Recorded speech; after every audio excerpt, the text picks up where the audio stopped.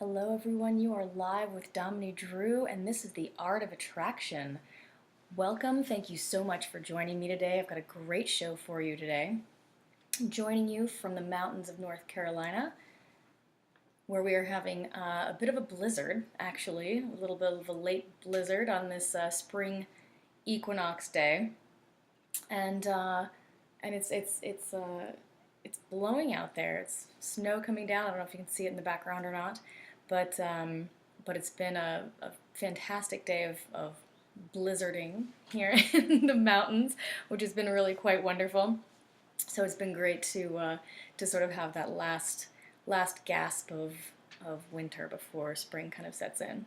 So thank you so much for joining me here today. My name is Dominey Drew, and today I'm really quite excited about the topic that we're going to talk about today. The topic that I wrote up for today is how positive thinking is, rather than helping you achieve that relationship that you want, could actually be keeping you from it. Okay, and this I love because it's really positive thinking is a huge trend right now. Law of attraction, it has been for several years, and it's just and it's a huge phenomenon. And what I've found, I've studied this work for about 15 years, and what I've found is that there's huge amounts of misconceptions in it. Okay, so people end up, working really hard, trying to think positively, trying to do the law of attraction, and they just fall flat and nothing ever actually changes in their lives. So I'm going to go into some detail about that in just a minute, and first I'll just take some time and explain a little bit about who I am and what I do. So my name is Dominey Drew. I run a business called The Art of Attraction. You can read more about it at domineydrew.com. And I'm also at Dominey Drew on Instagram and also on Twitter at the same handle, at Dominey Drew. And it's a little bit of an unusual name, so it's spelled Dominey, and the last name is Drew. So please feel free to join the conversation. You can access me on Twitter. You can reach out to me on Instagram, or you're welcome to visit my Facebook page. Which is where I do these Facebook Lives. I have a little video of the radio show that I record, and I really like to be able to connect there. So please feel free to join me and ask any questions or give any feedback that you have, as I'd always really like to hear from people. And up in here at the top of the Facebook Live page here, I have a I just realized I left a number off of the phone number here to call in, but you are welcome to call in if you'd like, and the number for that is 708, there we go, that's fixed, 793-7769. And so please feel free to call in if you have questions. I'm always happy to take your calls and answer questions as best I can. So in my business, I help single men attract life partners through personal and relationship coaching. And I specialize in men for a few different reasons, but the work that I do is not particular to men, per se, okay? What I'm really working on is the deeper levels of the psyche, okay, of the subconscious, and how that works for you and against you, okay? And this is actually relevant to our topic today. What people tend to do is they do everything right, okay? They do everything they think they're supposed to do. They read all the books, or they do, a Tony Robbins workshop, or they read another book, they listen to podcasts, and their lives just don't change, okay? I'm sure you know people like that, people who are so well-intentioned and want help so badly, and they're comfortable admitting that they need help, and they've got all the right pieces in place, and they just don't get the results. So the reason for that is that there are underlying beliefs, okay, that you carry in your system, okay? They're deeply in your subconscious. Sometimes, there are varying levels of depth of your subconscious, actually. There's, I could say, oh, you may have difficulty trusting women. And some people who hear that might go, oh, that's definitely me, in which case it's pretty close to being conscious. You know that's something that you do. But I could say, oh, you have difficulty, trusting women, and you may say, that's absolutely not me. Nope. But then if you dig a little bit and you go down a little bit, then, sometimes that can really reveal a lot, okay? So, I work with men. I help them see how they're subconsciously holding themselves back from what they want, okay? And this is incredibly powerful work, and I'm absolutely, if you've read my, if you've read my posts or you watch my radio show often, you will know how much I love my work. Um, I've trained extensively in personal development work and spiritual psychology and energy healing and really all of these levels that that really that really sort of where the rubber meets the road. You know, you can do a lot of work where you work maybe with a therapist, and I think everyone should work with a therapist. There's it absolutely cannot hurt. If there's anything that could be improved in your life, then therapy is the way to go. And finding the right person is also important. So when you're there, and you're working with someone, and you're starting to peel back those layers, you're starting to see what's underneath the surface, you should be, most people will move forward quite quickly. You know, I get pretty significant results in my work because I get right to the point. You know, so I've had clients come to me and say, yeah, I saw a therapist for a couple of years and I didn't really notice any difference, so I stopped. And I thought, a couple of years? You spent a couple of years doing something that didn't have, show you a whole lot of results? There's no need. If you're not getting results from your therapy sessions, find a different therapist. Find someone you not just like, remember they're not your friend, but that gets results for you, you know? The men that I work with, they want results, okay? The people who tend to be drawn to work with me, I have noticed, they're ready to move, okay? Because I move people. I'm like, great. Do you want to keep doing this thing you've been doing for 20 years, or do you want to shift this? And it's an honest question. It's not obviously you want to shift this. Some people don't, and that's just fine. What's important though is that you kind of know where you are with this, all right? So if you're single and you can't seem to attract anyone that's really powerfully doing it for you, great. Look directly at what's holding you back, okay? Because there's some place, and this is incredibly common, and just about every human does it. There's some place in which you're working against yourself, okay? If there's something that you want, anything, success, finances, love, health, community, creativity, purpose, all these sorts of things which sort of unify us as humanity, and you don't have it, then there's some place in you that's working against yourself. Okay, some part of you wants that, and some part of you doesn't. So what I help people do is I help them find the part of them that doesn't and transform it, and then, boom, they're able to go straight ahead towards what they want. And so that's how I'm able to. Oh, and the way that I do that, I'm working on the psychological, right? But I'm also working physical, okay, mental, emotional, energetic, and spiritual, in addition to psychological. So there's all these levels on which I'm addressing the problem, and that's why the results that I get are so, are so significant, because I'm addressing it head on, okay? No beating around the bush, and I'm not really going to let people off super easy. And it's not, like it's a harsh process. It can be very gentle, but the intention is there, to create the result. And so what I notice in people who sort of lean heavily on positive thinking or on, the law of attraction, is that they're really well-intentioned. They want what they want. If you're using the law of attraction to find a relationship, the people that I know who do that are deeply, deeply lonely. They want help. And so they turn to this law of attraction, and it just ends up kind of a little bit falling flat. So why is that? Okay? So this is about, why positive thinking may not actually get you the relationship you want and may actually be holding you back from it. Okay? So the first thing is, again, this is a trend, right? So everyone assumes that positive thinking is kind of like the way forward. And I don't want to dishonor it here, because it has a place, okay?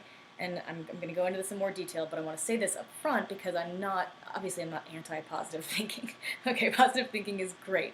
Positive thinking can potentially create a lot of shift in where you are currently, or in the thoughts that are keeping you where you are currently. Okay, it can go pretty far to exchange that. The problem happens when, um, okay, let me come back to the problem in just a second. Let me finish this. So it's sort of a trend, right? Law of attraction is extremely popular, and if people sort of say if you have a positive mindset, good things will just come. Okay, like it's magic, and it can be magical. There's magic in my work. Magic is not a thing that is not real. Magic can be absolutely pointed to on a regular basis. So it's not the magic part. It's like, this huge trend. How many people do you know who have actually achieved this? Okay? How many people do you know personally who have transformed their lives through the law of attraction and through positive thinking? Who are now wealthy and happy and have beautiful relationships and only use this method? Because I personally don't know any, and this is my field, right? I've been in this field for, between 15 and 20 years, okay? So here's what usually happens, okay? People are attracted to positive thinking, law of attraction type of programs, right? And what they're doing is they're looking for shortcuts, okay? They want sort of a quick fix, I don't really want to go into the details, I just kind of want to get the result. This is completely natural, okay? If I could, create a pill that, if I could create a pill that, gave you the love of your life and was 100% guaranteed to work, would you take it? Fuck yeah, you'd take it. I'd take it. Who wouldn't take it? That's a great thing. If that's real, that's a great thing, right? The problem comes when that's just not a thing. Okay? Again, because of these parts of yourself that are working against yourself. Okay, and we're going to circle back around to this in a minute. But the magic pill thing is just not a thing. It's just not real. Okay? Which is not to say that it can't be incredibly effective. Okay, or incredibly fast. Okay, I've seen people make massive life changes, and I've made them myself in a moment, in a fraction of a moment. Okay, and my life absolutely from that point on went a different direction. Okay, like a refraction, like it hit the pool ball, it hit another one, and then boom, it was off a different direction. Okay, and that has absolutely happened to me a number of times. So it can be very fast. It can be sometimes instantaneous and incredibly magical, but it's not a shortcut. Okay, there's a really important difference there that I really want to make sure that I communicate to you.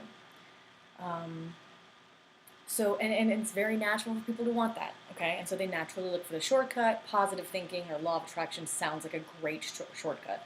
All I have to do is wish for it and it happens. That's great, right? But the problem is that they don't understand the problem. Right? They don't know what's holding them back. And so what they do is they hear a simple solution and they just jump for it without thinking too much. Right? And so they sort of get overexcited, they jump on it, and then, it fails and they kind of, usually will kind of collapse again. Okay? Or get discouraged. Okay? So people get excited at the idea that they can fix their apparently insurmountable problem without doing any real work, right? I mean, this is like the ideal situation. So I'd be excited too. And if this worked, it would be awesome. And I would be all for it. Again, I'm results-based, okay? If this type of thing worked, and I mean worked for the average person, not that it's never worked ever, but, worked for most of the people who try it, or enough that it's sort of a significant percentage, then that would be fantastic, and my business would be built around that. But instead, I've built my practice around the most effective method that I have found in 20 years of research. Okay, I have changed my life, through the method that I use. I have, my inner life is completely different. My outer life is totally different. I'm running the business that I was trying to start for about a decade. I'm happier. I'm successful. I'm living this life that I look around and I go, oh my God, I can't believe this is my life. That happens to me on a regular basis now. And it used to be I hated everything. I hated my terrible low self-esteem and just huge amount of negative self-talk in my head, and I was miserable all the time, and it was just a complete 180. So, um, and I've used that method just over and over and over again, and it's I've seen it work on thousands of people. So I want to say again, so this isn't a bash on law of attraction work, okay? It can be helpful, and if you're using it with other things, it can be useful, okay? Or on positive thinking. Both can produce results within certain circumstances, and both are well-intentioned, very well-intentioned. And, fundamentally, both are based on elements of truth. They are, okay? The law of attraction, if you look at it objectively, is true. A certain vibration does attract a similar vibration. You will actually bring that in, okay? But again, I ask, how many people do you know personally who have transformed their lives? Real, actual change, lasting therapeutic change through the law of attraction or through positive thinking, right? So what is that disconnect there? Okay? The disconnect is that it's not the whole story. Okay? It's a lot more complex than either of those two things make it out to be. All right? So you'll hear people sort of oversimplifying the law of attraction and saying, oh, if I just, imagine it, it will appear before me. People are sort of making fun of it. And that's sort of an oversimplification of the law of attraction. The problem is that while it's based in truth, okay, and while it can produce results, it usually doesn't because it's oversimplified itself, okay. It's already it leaves out a lot. All right, you're a human being. You are a physical being, mental, emotional, psychological.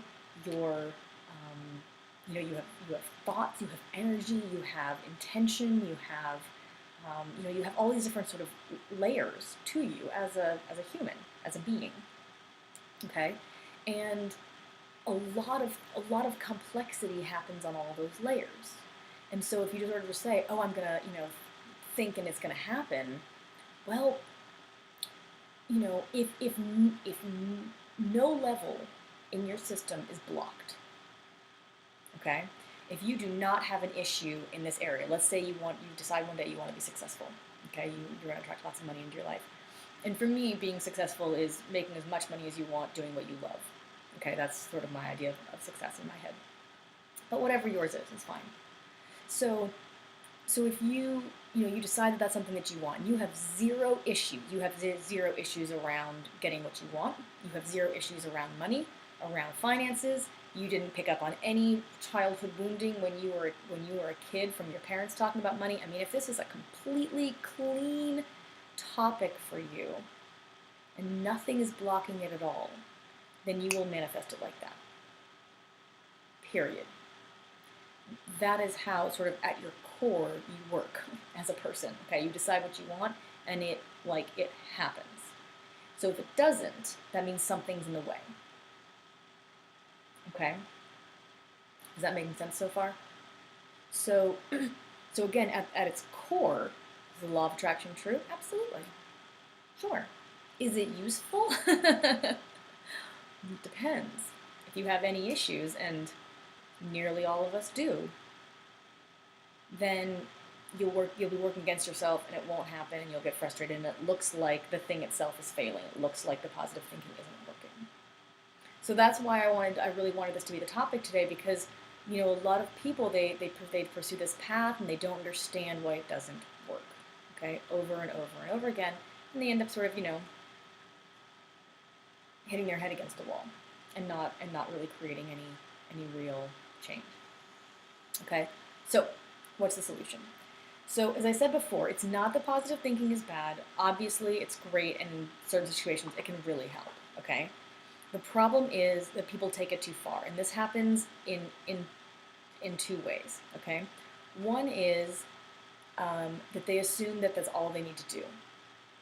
Okay, this is the shortcut method. They get lazy and they want to take a shortcut, and so to avoid going through all the pain of actually addressing their issue head on, they turn to positive thinking, and it's a way of avoidance.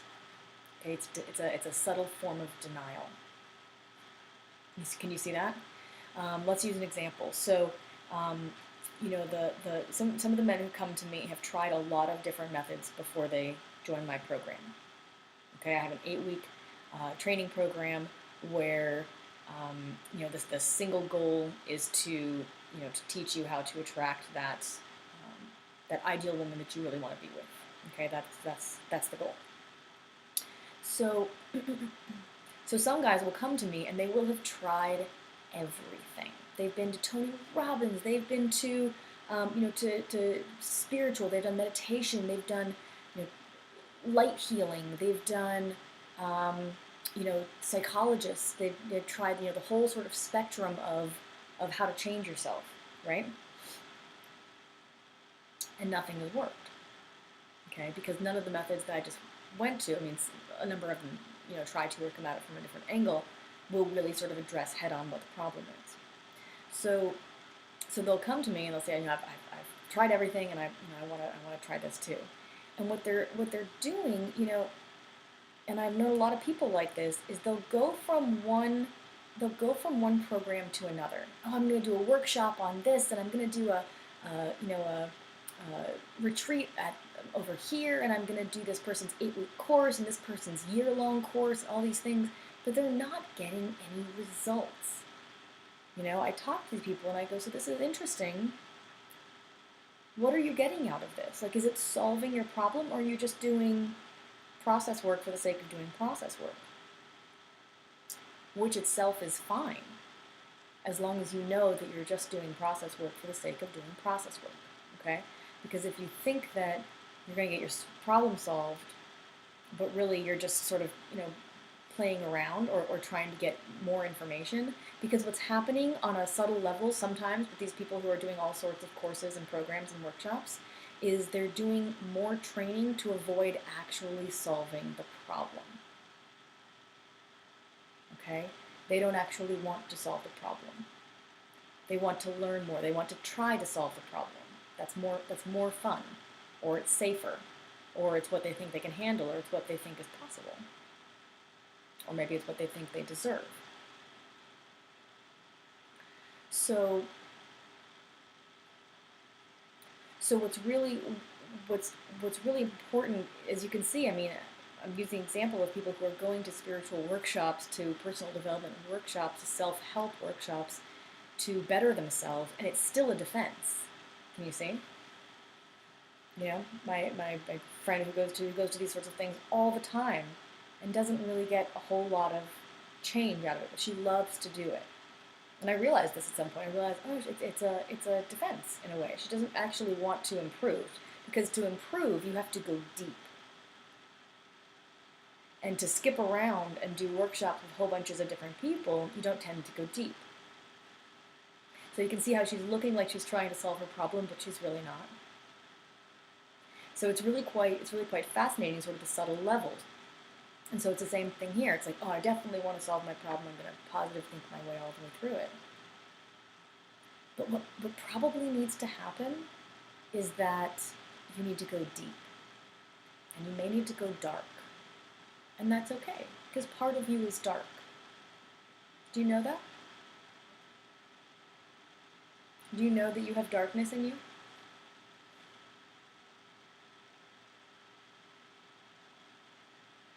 Because a lot of people, I think, are kind of afraid to face that truth. And it doesn't matter whether it's faced or not, it is a truth. You have both light and darkness within you. And that's great. Who wants to be all light all the time? Ugh, boring. I wouldn't want to be all happiness and joy all the time. I want to be, and dark, we also sort of, as humans, we kind of put these labels on things, right? Like, or sort of assumptions behind things, like, dark is bad and light is good. Okay? Is dark always bad? Is light always good?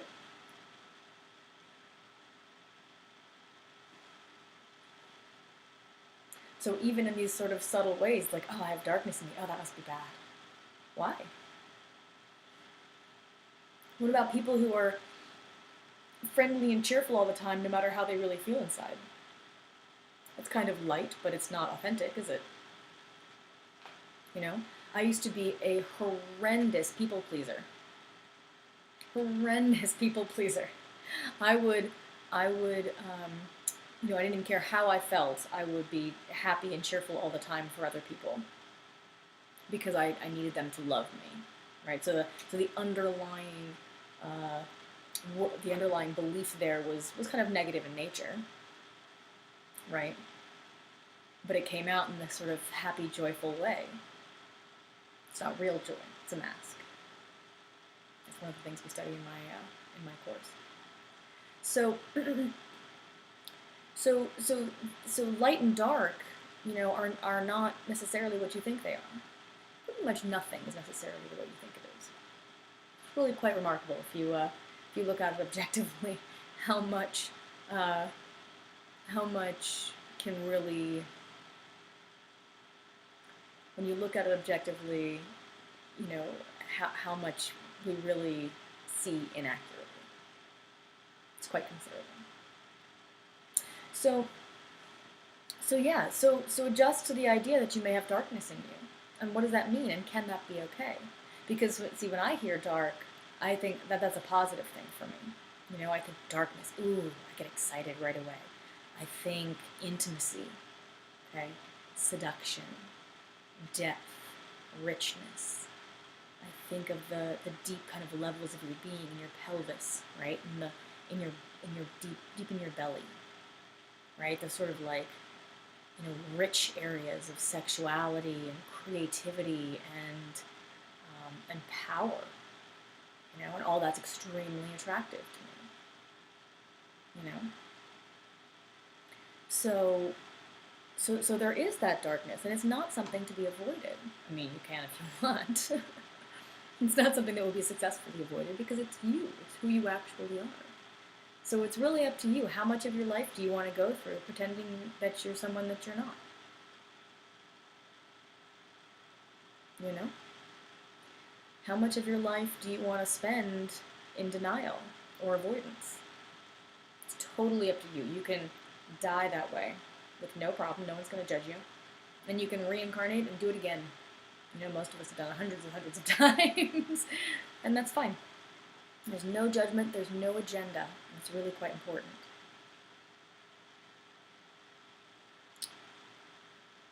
And then the opportunity is always there to see, to see things a bit differently, to see maybe how darkness may be a good thing.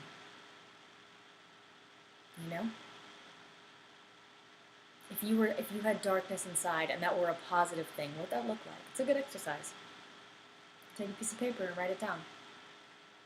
If I had darkness in me that were positive, what would it be?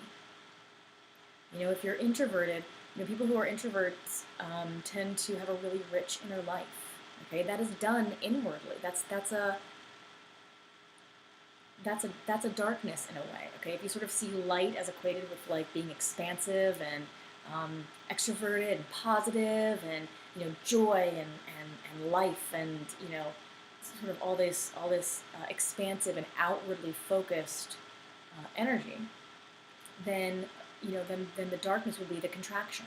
Okay, the coming back in, the quieter place, the place where you really connect with yourself deeply, things like that. And these are inevitable. Okay, the expansion, stasis, contraction, stasis is the life cycle of the world, of everything. Okay, everything has that pattern. Okay, you can look for it on a large scale. You can look for it on a small scale. It is always the case. That's why in yoga they come back so often to the breath. Okay, because the breath is sort of one is because when you focus on the breath, you are present, right? You're present. You have to be present in your body in order to bring, once you bring your awareness to your breath, you become present. So that's one reason.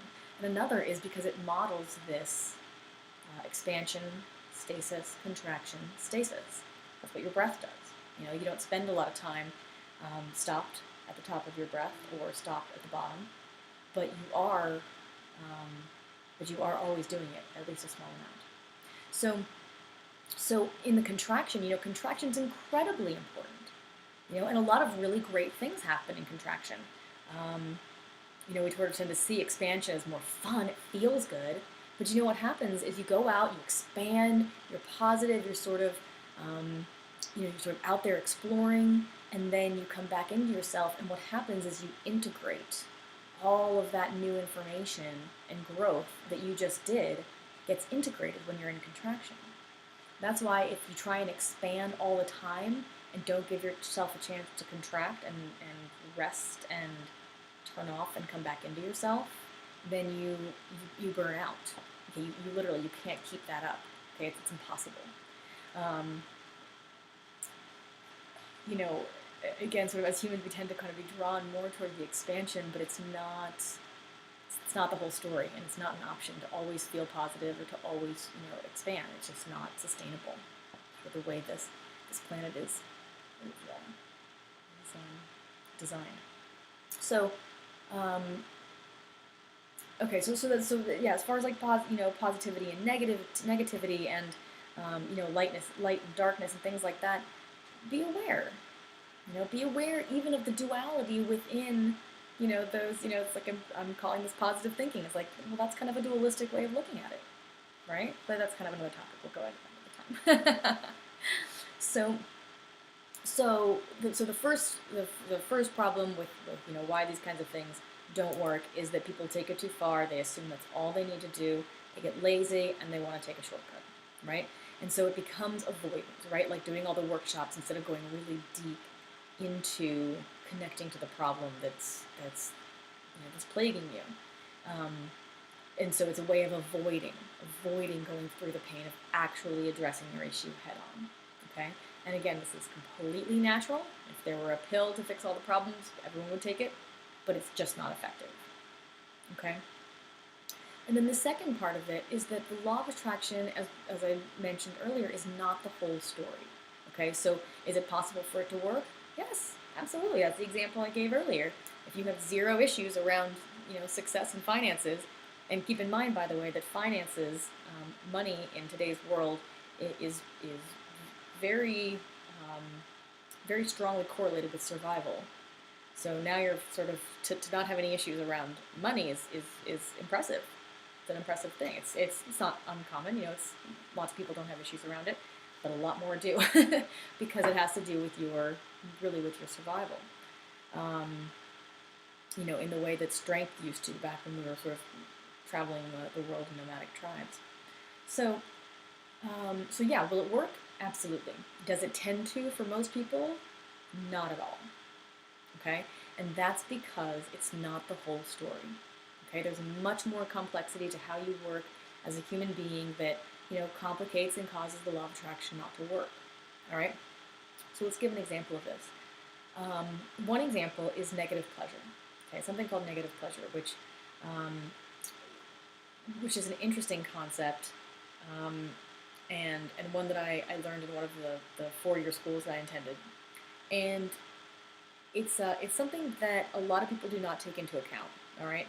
So negative pleasure is when you're doing something that doesn't serve you, that's not quote-unquote good for you, or not what your system really wants you to do. So it's not like an aligned, positive intention type of thing. It's negative, or it's sticky, all right?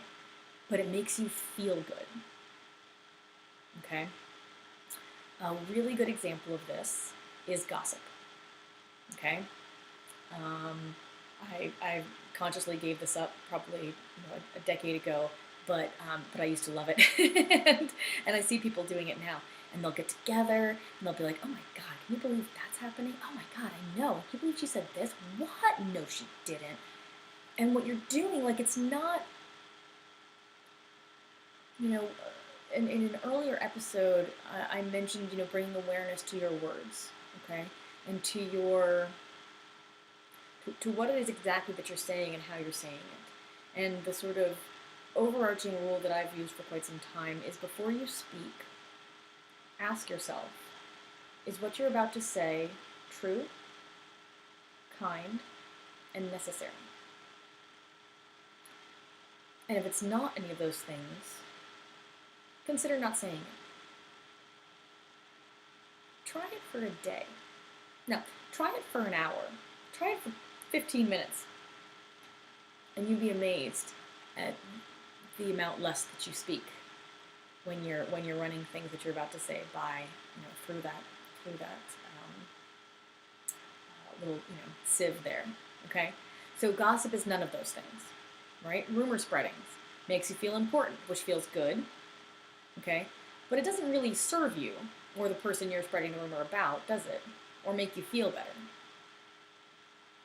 But something about it feels, there's like pleasure in it, but not really. So you see how that's that kind of mix? That's what negative pleasure is, okay? If you have a negative belief about something and you are proven right, okay? Rightness is so powerful. People love feeling right, okay? People will sometimes, believe it or not, this is honestly true, people will sometimes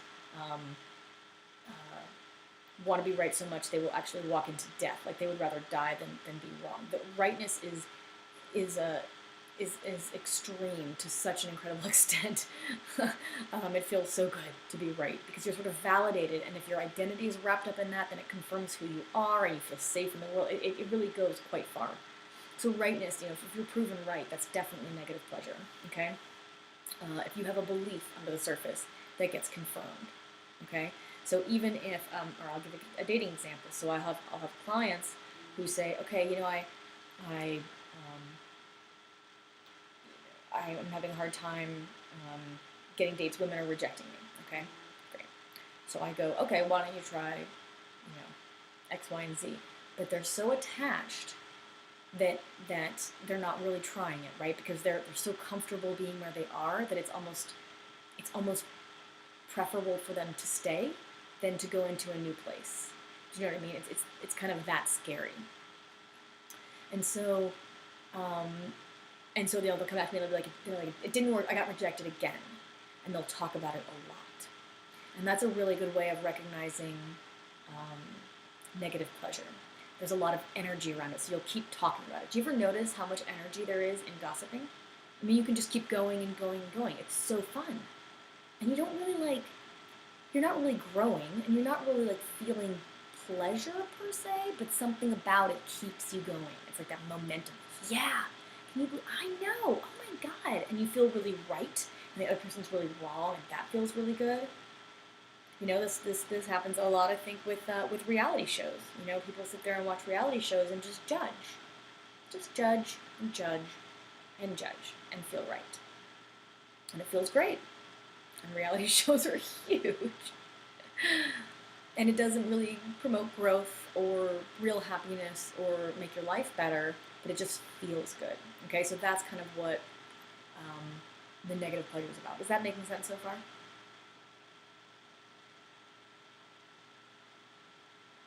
Okay. All right, good. So, so feeling important, fulfilling patterns. Okay, like let's say that you're kind of a traveler, you're kind of an international traveling adventure type of person. And so let's say you're traveling to adventure because you identify as an adventurer, and so because of that, you keep traveling even if you don't want to. So even if you're sort of not really wanting, you're kind of wanting to land and be somewhere and maybe set down some roots and travel from there. The obsession with, I'm a traveler, I have to travel. Okay, if you're a traveler, you don't have to travel, you want to travel. If you have to travel, then you're working from a place of distortion, of defense. I'm a traveler, I don't know who I am if I'm not a traveler, so I will travel no matter what. Does that make sense? So even though you're doing the thing that you love, you're doing it in a way that isn't serving you. Same thing with the people who are going to all the workshops. Even though you're doing something you love going to workshops. It's great fun. You're doing it in a way that's not serving you because you're trying to avoid the real work by skipping around and taking the lessons. So all of these things, again, I say this a lot, it's not about what you do, it's about how you do it. Okay? And so this is really, it's a really powerful thing. So negative pleasure is one of the biggest ways in which that kind of works against the law of attraction because it feels good, and so you keep doing it, and then you don't get the results. Okay? And so it sort of leaves out or skips over how seductive that is. And it's incredibly seductive. Try cutting out gossip for a day or a week. Or I can't think of another example off the top of my head, but try shifting something that feels that good, and you'll notice that it's not that easy. Okay, this is a very seductive area of life. So just sort of saying, "Oh, wish it and it will go away," it's like, yeah, but look at all those other things that are also pulling on you, that are also working underneath the surface. Okay, so if this is all happening underneath the surface, then it's going to be at best tempering, and at worst canceling out your law of attraction work, your positive thinking. Okay? So, so what's really happening here, right, is that underneath the surface you're working against yourself. That's the whole overlying situation, right? So, so you're doing positive thinking and you're working with the law of attraction, and it's great, but you're not getting the results because underneath the surface there are very, very deep beliefs. Okay, very, very deep, images and patterns and ways that you see the world and things that you're really wanting to hold on to that's that aren't aligned with what it is that you want. And so if you're coming into positive thinking with a little bit of avoidance, with like, oh good, I'll go ahead and try this method because this sounds more fun than looking at all the dirty, messy, shit that I had to go through in childhood, it loses its efficacy. Okay? And then what happens is that you're focusing on positive thinking, you're not getting the results, and you're not diving into the real issue. So you're not even moving towards getting the results that you want. You're not even progressing because you're sort of, dedicating yourself to this thing which is not addressing the real cause. Okay. So the underlying levels, and this is the point of the entire thing, the underlying levels, the issues, the distorted beliefs, the misconceptions that you've had since you were, sometimes an infant, certainly very young, okay? All of these issues, beliefs, misconceptions, which are causing the problems in the first place, they must be addressed. They've got to be addressed before real change can happen. Okay? Again, not that positive thinking doesn't have its place, but it's got to come, doesn't necessarily have to come after, but it needs to be at least in conjunction with diving down, seeing what's really there, being brutally honest with yourself, and looking at it head on. Because otherwise you've got one foot on the gas and you've got one foot on the brake and you're not moving anywhere. Okay? Does anybody feel that way sometimes? I mean, it feels this is really a very common thing. Like, people, this is one of the first things I noticed when I started doing this work is that my healer was saying to me, I have one foot on the gas and one foot on the brake. Okay? And I wasn't progressing anywhere. I wasn't coming through my issues. I wasn't having great realizations and developing as a person. I was just stuck there. Really well-intentioned, but stuck. Okay? And just nothing shifted at all. Okay? So if you're coming to positive thinking and you're adding that in, okay? If you're, that's something on top of, on top of the deep work, okay? On top of really looking at what's down there and what you may not really want to look at. And, once you do that, that's the transformational work right there, in my experience. And there are a few different ways of doing this. When you get to sort of the more advanced levels, there are other ways that you can sort of move through things without really sort of dredging up everything. But I have to say, the way that has worked best for me, and for the people that I've seen go through this, and it's been hundreds and hundreds of people, it's going deep within yourself. Okay, these issues, they're deeper than the thought level. Okay. The thought level can help, okay? Sometimes when I'm working with a client and we've dived deep and we've gone into things that happened when they were young, and they've worked through that and they've released a huge amount, and they're still kind of stuck sometimes with the just the habit of how they've been doing it for however many decades they've had this problem. That's when I'll start bringing in positive thinking. So the roadblocks are cleared. Okay, the roadblocks are cleared, and now you can use the gas. But, oh, that's a great metaphor. I should have thought about that from the beginning. With the positive thinking, it's like putting both feet on the accelerator, but you're facing the roadblock. So you're just spinning your wheels. I'm going to write that down. These are the kinds of things that really excite me in life.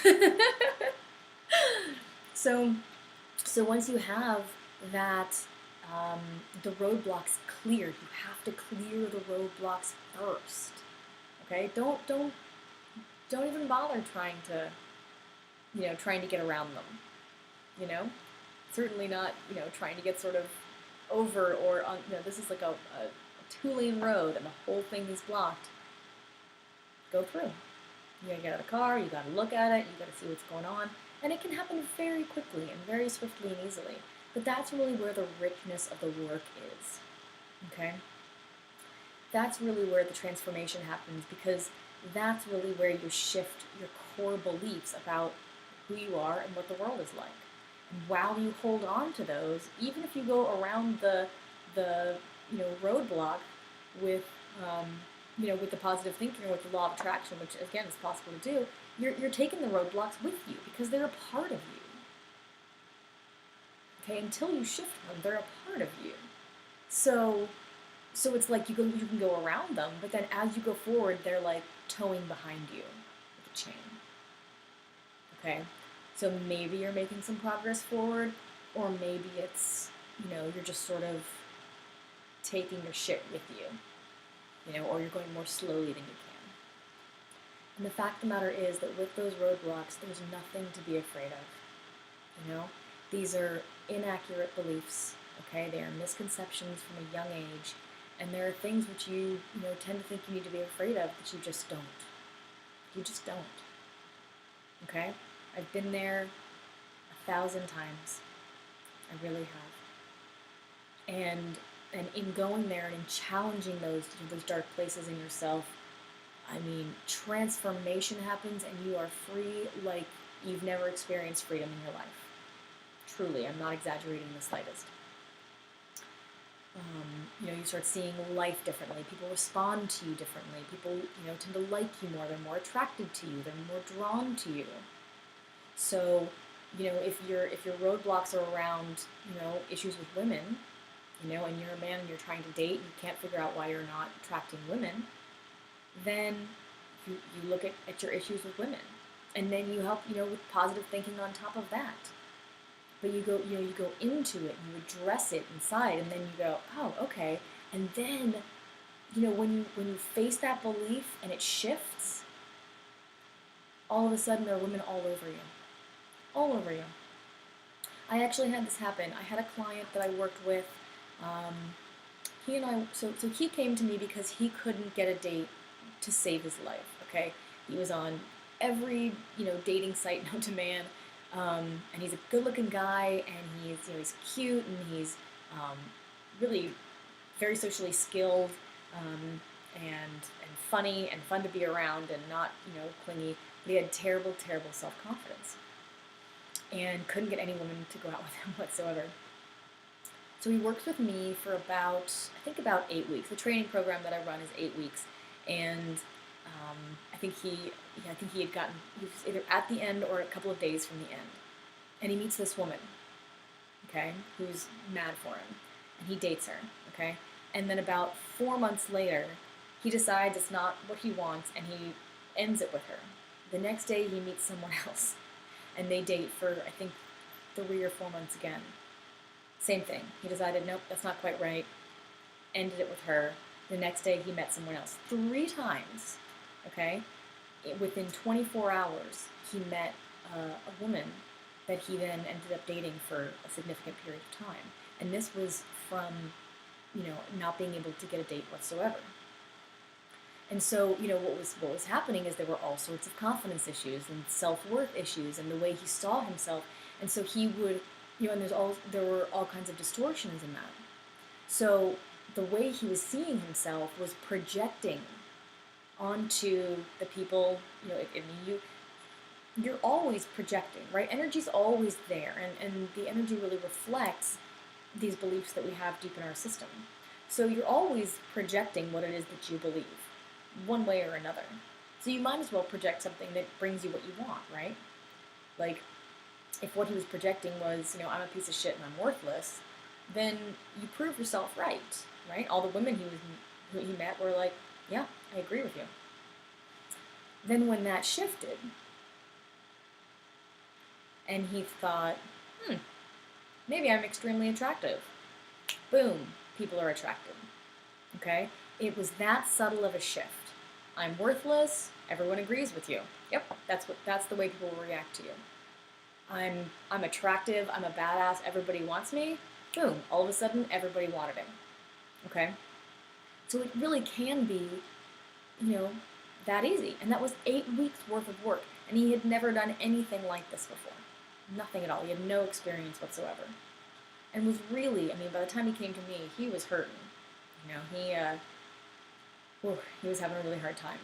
Okay? Because it was just rejection left, right, and center. And he couldn't find a way around it. And so what he wasn't aware of, he kept adjusting his dating life or his, the way he talked to girls or where he looked for girls. You start sort of adjusting the things that look like they should be the problem. And unfortunately, that's just not where the problem lies. Okay, the problem lies within. And it's not, you could take another step and say it's not really a problem per se. It's just what you're attracting. But if what you're attracting is not what you want, great. You can change your inner life and you can attract something that you do want. And it absolutely can be that simple. Okay? So this is really quite important, and I want to make sure that this communicates because, again, we're very smart. We're very sort of reason-oriented creatures, and so what we'll do is we'll start thinking. Bless it, sometimes that really gets in our way because, not that intelligence isn't important and valuable, but when you're thinking too much, or when you're thinking a lot, you're trying to solve a problem by figuring it out. Okay, I'm not getting any dates. All right, so I'm either on the wrong dating sites, I'm doing something wrong, there's something wrong with the women, or I'm fundamentally unlovable. Okay, well that's 4 out of an infinite number of options of what could be happening. And it sounds like a lot, but it's only 4 compared to infinity. So it's really important to kind of stay open to what might be going on, right? And to really consider that it might be something that's happening within you, especially in the dating world. It is, excuse me, it is so easy to blame the outside world. Ugh, women, women in this day and age, they don't want to commit. There are no women in my area. I live, it's my town. The dating in my town is terrible. Okay? You see how with each of those things you're just making yourself a victim?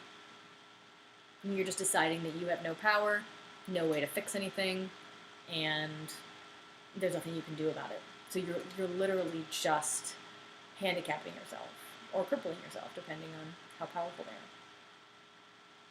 So the more that you can own this, okay, the more you can take responsibility for what it is that the more you can take responsibility for your life experience, the more powerful you will be, and the more in control of it, honestly, you will be. Okay, you will be able to actually affect change in your life, and significant change. And so the solution here is to go deep. Go deeply into yourself, be brutally honest, and confront what is real. Address your shadow. It's not a bad thing. It's just another part of you. Then, once you've done that, that's when you can think positively, and the results will be more powerful than you could possibly have imagined. Okay? So that's what there is to work on this week. This has been a really wonderful topic. I'm thrilled that so many people were here joining me today. I really appreciate it. Um, Again, this is The Art of Attraction. My name is Dominey Drew. You can find me at DomineyDrew.com or on Facebook, Dominey Drew Coaching, Consulting, and Speaking. And yeah, I help single men attract life partners through personal and relationship coaching, and this is exactly an example of what it is that I do. So please feel free to comment, to ask questions. I'm always here to be a resource for people, and thank you so much for joining me this week. I'll talk to you soon. Take care. Bye-bye.